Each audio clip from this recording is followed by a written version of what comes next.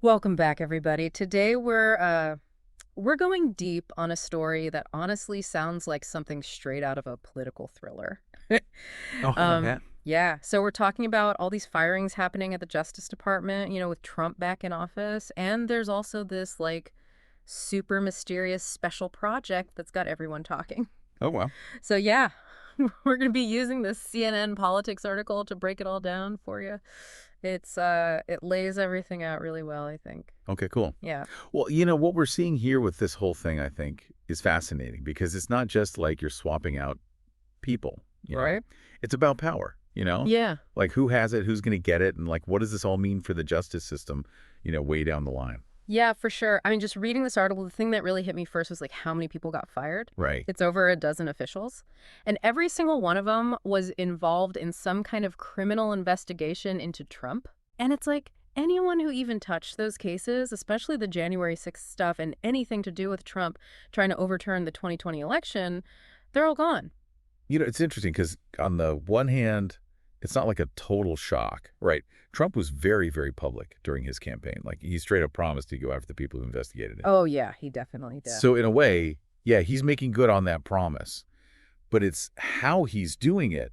That's what's setting off all these alarm bells. Yeah, totally. And it's not even just the firings themselves, right? It's like, what reason are they giving for it? Exactly. This article actually quotes the letter they sent to these officials, and it pretty much says, you can't be trusted to do Trump's bidding because you investigated him before. Yeah.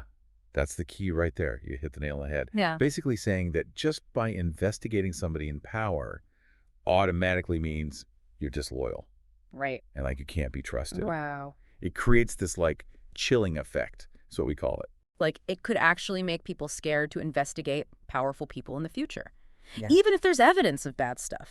Right, right. It's like, why would you even bother if you're just going to get punished for doing your job? Exactly. It almost feels like he's trying to head off any future accountability. Yeah. Like if anyone wants to investigate him down the line, they've got this whole thing hanging over them. Exactly. Yeah. And it brings up this really basic question, like, w- should being loyal to one person be more important than, upholding justice Right. and following the law? For sure. Okay. So then the article dives into this special project, and that's where things get even more like, what is going on? Yeah. So this project is all about going after the prosecutors who used this very specific obstruction charge against the January 6th rioters. It's U.S. Code 1512C, if anyone's keeping score at home. Okay. But can you explain, like, what is that charge and what's the big deal? Yeah, sure. So this charge, it was used pretty widely after the January 6th attack, when they were going after all the rioters. But then later on, the Supreme Court, they said, hold on, you're using this charge too broadly in these cases. Okay. And because of that, some of those charges got tossed out. Oh, interesting. So now this special project, it looks like they're going back and looking at those cases again. Okay. And it seems like they might be focusing on, scrutinizing the prosecutors who brought those charges in the first place. Wow. It's being run by Ed Martin. He's the interim U.S. attorney over in Washington, D.C. Okay, so this is where I really started to raise an eyebrow. Because the article mentions this guy, Martin, was super involved in the whole Stop the Steal movement. Oh, wow. Doesn't that seem like a huge conflict of interest? Yeah, it definitely raises some red flags about whether this whole thing is biased. Right. I mean, he was part of a movement that said the 2020 election was rigged, which is exactly what Trump was saying. Right. So is this special project really about finding out if prosecutors messed up, or is it about something else entirely? Yeah, it feels like it's less about making sure justice is done fairly and more about going after the people who prosecuted the people who tried to overturn the election that, by the way, Trump himself said was fraudulent. Yeah, yeah. It's like a dog chasing its tail. It is. It's very circular, isn't it? Mm, And that's why this whole situation, we got to understand, like, the legal stuff, yeah, but also, what's the political angle here? yeah, for sure. And that's what we're going to try to figure out because this might seem like some, legal mumbo jumbo, but Yeah. it actually gets at some really big questions about power and accountability and like what even is justice, Yeah, absolutely. It's a big deal. It is a big deal, Yeah. for sure.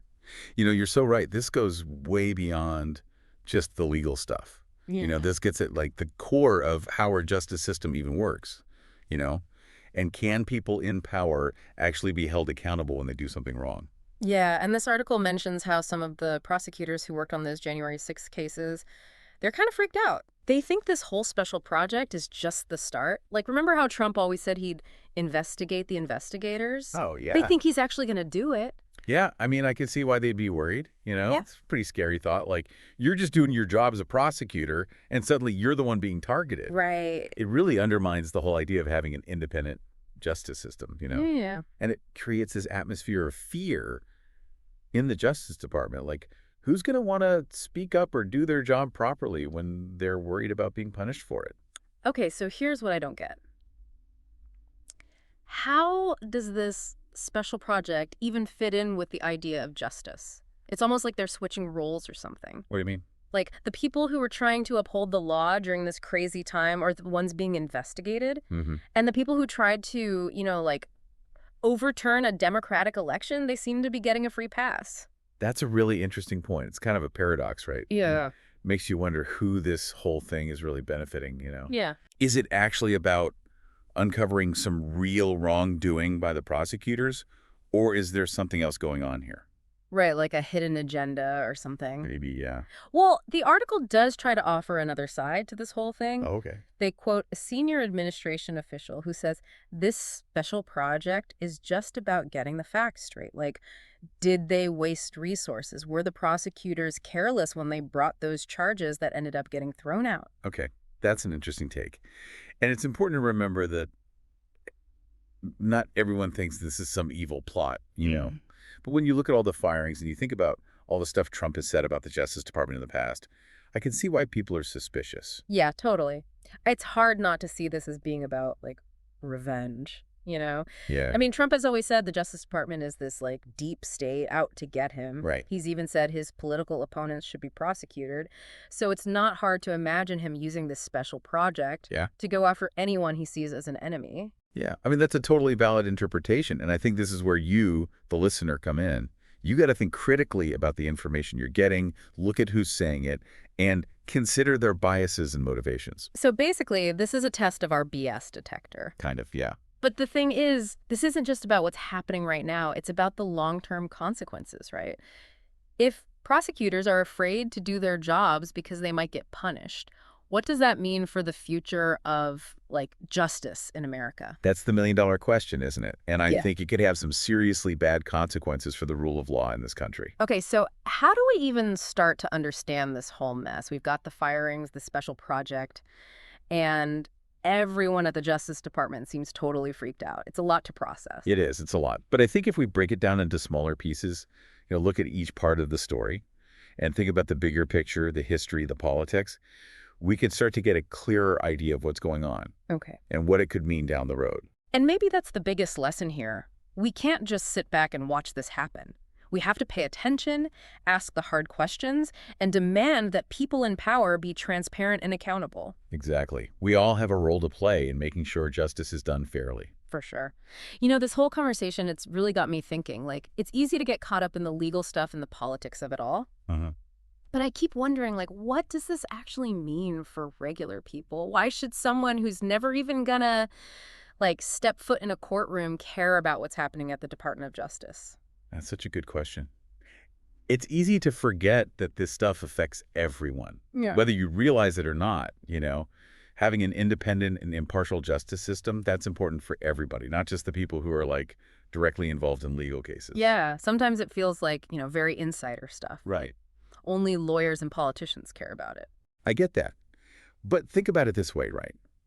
The justice system, that's like the foundation of a fair society. If prosecutors are too scared to go after powerful people because they're worried about getting payback, well, then you end up with a system where there's two sets of rules. Oh, so it's like justice for thee, but not for me. Exactly. And that kind of thinking, that can lead to a really messed up society. Mm. Like where the rich and powerful, they get to do whatever they want, and everyone else has to follow the rules. That sounds terrifying, like something out of a dystopian novel. Not exactly the kind of place I want to live. No, for sure not. And that's why this whole situation is so scary. We're not just talking about a few people losing their jobs or some weird special project. Yeah. We're talking about potentially damaging something really fundamental to how our democracy works. Yeah. So much to think about after this deep dive. We've covered a lot of ground, all those firings, the special project, and like what's behind it all. And then we went even bigger, talking about the justice system itself and what this means for all of us. It's a complicated situation, and there aren't any easy answers. But I think the more we understand, the more we see all the different sides of it and what the consequences could be, the better citizens we can be, right? Right. And the better conversations we can have about how to make sure justice is done right in this country. Absolutely. So as we wrap up this episode, I want to leave you with something to think about. Okay, shoot. What can we actually do to make sure the Justice Department stays independent and impartial? Like, how do we protect it from political pressure and make sure everyone gets a fair shake no matter who they are or how much power they have? Yeah, that's the big question. It is, and it's something we all need to keep thinking about as the story unfolds. Thanks for joining us for this deep dive. We'll be back soon with another look at, well, something complicated and interesting. Looking forward to it. Until then, stay curious, stay informed, and keep asking those tough questions.